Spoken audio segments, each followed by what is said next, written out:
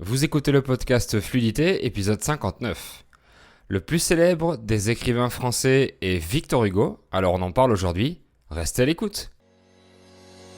Salut, je m'appelle Fabien, je suis français, polyglotte et professeur de français.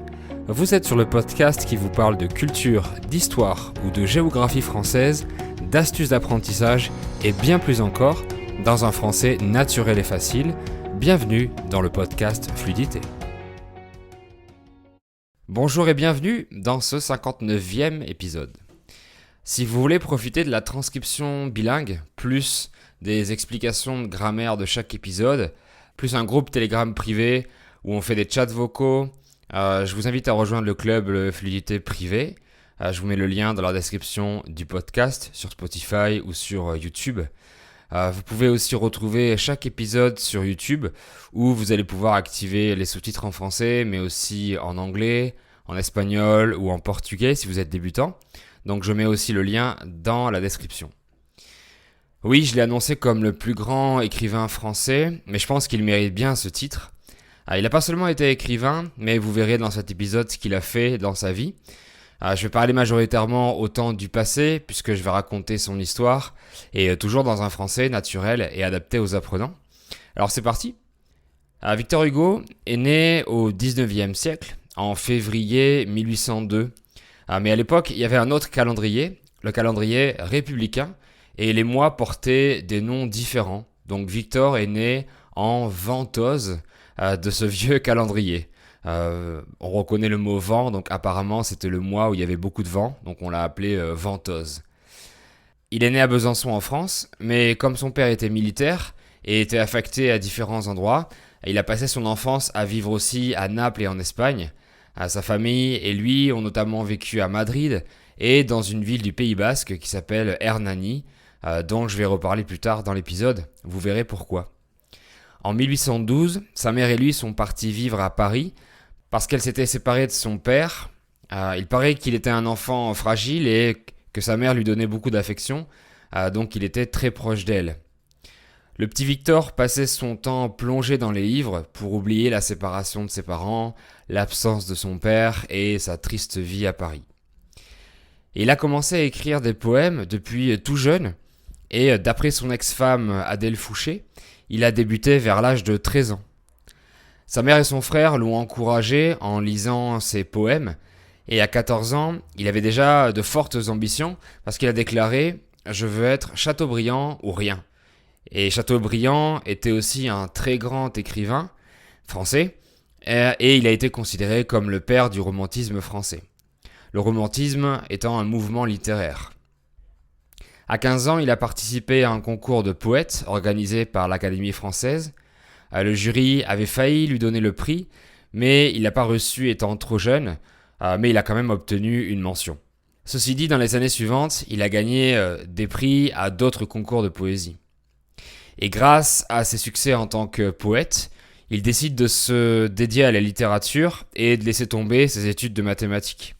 C'est exactement le contraire de Louis Pasteur, sur qui j'ai fait un épisode entier, qui avait commencé en littéraire et qui avait terminé en physique-chimie. D'ailleurs, je trouve que Monsieur Hugo et Monsieur Pasteur se ressemblaient un peu quand ils étaient âgés, physiquement. Bref, revenons à Victor. En 1821, alors qu'il avait juste 19 ans, il a sorti son premier recueil de poèmes intitulé Ode, O-D-E-S. Une ode, c'est un poème qui est censé être chanté. Un recueil, c'est une collection de quelque chose, comme un recueil de livres ou de poèmes par exemple. Donc ce premier recueil a été partagé sur tous les réseaux sociaux à l'époque. Non, je rigole, on parle du 19e siècle. Mais ce recueil a eu un très grand succès dès sa parution. Et le roi Louis XVIII, qui en avait un exemplaire, donne à Victor Hugo une pension annuelle, donc une rémunération. Et grâce à ça, il a pu vivre de sa passion et épouser son amie d'enfance, Adèle Fouché. Ils auront 5 enfants, dont le premier est mort quelques semaines après sa naissance, malheureusement. Victor sera aussi très très touché par la mort de sa mère en 1822, alors qu'il avait que 20 ans. En 1827, Victor Hugo est devenu rebelle en écrivant une pièce de théâtre se nommant Cromwell. Dans la préface de cette pièce, donc un peu dans l'introduction, Il s'oppose aux règles de la littérature dite classique pour défendre la littérature romantique. Et c'était un scandale à l'époque, et d'autres écrivains rebelles, comme Honoré de Balzac par exemple, l'ont suivi dans sa démarche. Et Victor Hugo est alors devenu le chef de l'école romantique.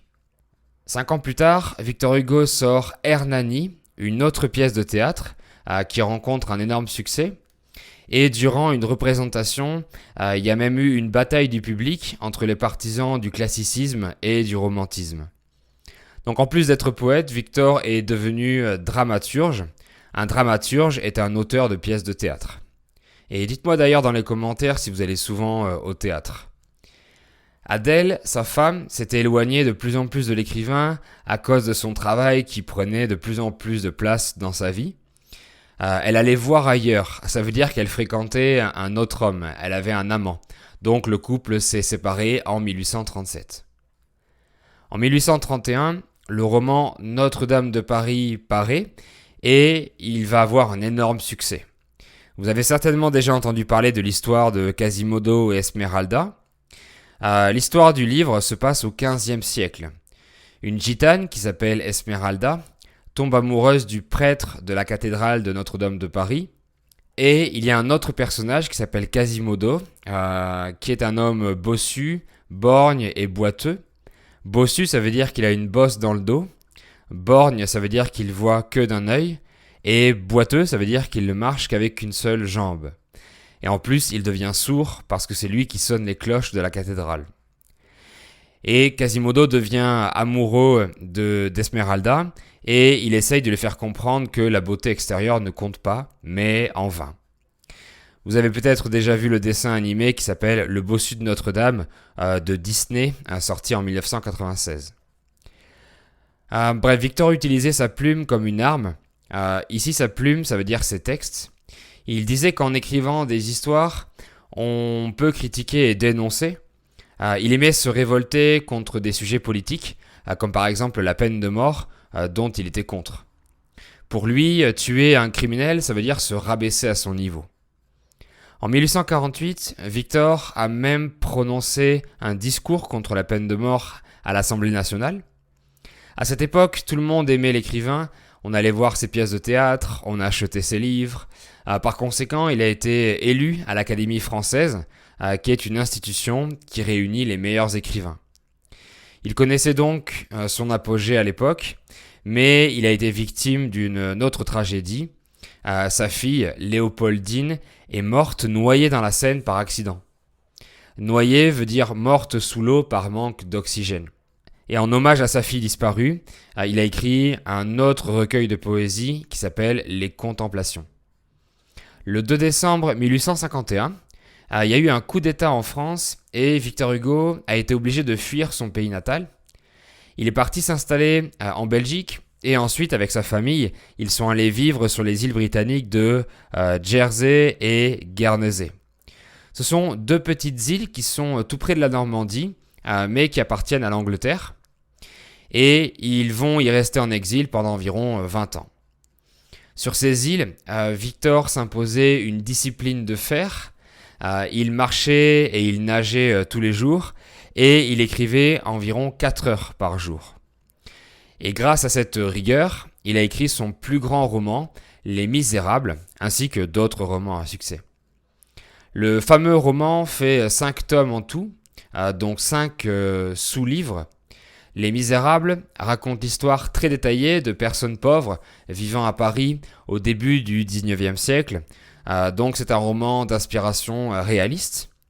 Il parle aussi des différentes batailles de l'époque. Donc c'est un roman épique. Et c'est aussi un ouvrage romantique qui parle d'une histoire d'amour bien sûr. Mais surtout, grâce à cette œuvre, Hugo dénonce le système social sans pitié où l'instruction et l'éducation sont les seules armes que les pauvres possèdent. Il dit « Ouvrez des écoles et vous fermerez des prisons ». Il propose une réflexion sur le problème du mal par le mal, comme son combat contre la peine de mort par exemple. Idéaliste, l'auteur croit en la générosité humaine, incarnée par l'un des personnages du roman. En 1870, il est revenu en France, et à son retour, Il a été acclamé par la foule qui criait « Vive Hugo, vive Hugo, vive Hugo ». La rue où il habitait a été renommée rue Victor Hugo pour ses 80 ans. Et de nos jours en France, il y a dans toutes les grandes villes une rue, une avenue ou un cours Victor Hugo par exemple. Donc l'écrivain a recommencé à faire de la politique pour défendre ses idées. Victor a même imaginé des États-Unis d'Europe.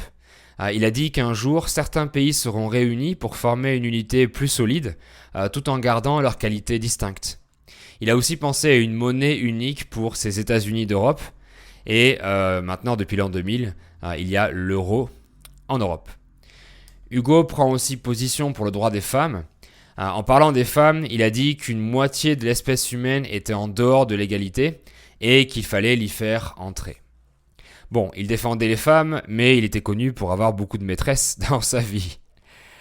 Et Juliette, sa femme, meurt en 1883 et Victor a dit « Je vais bientôt te rejoindre, ma bien-aimée ». Et en effet, il meurt 2 ans plus tard, âgé de 83 ans.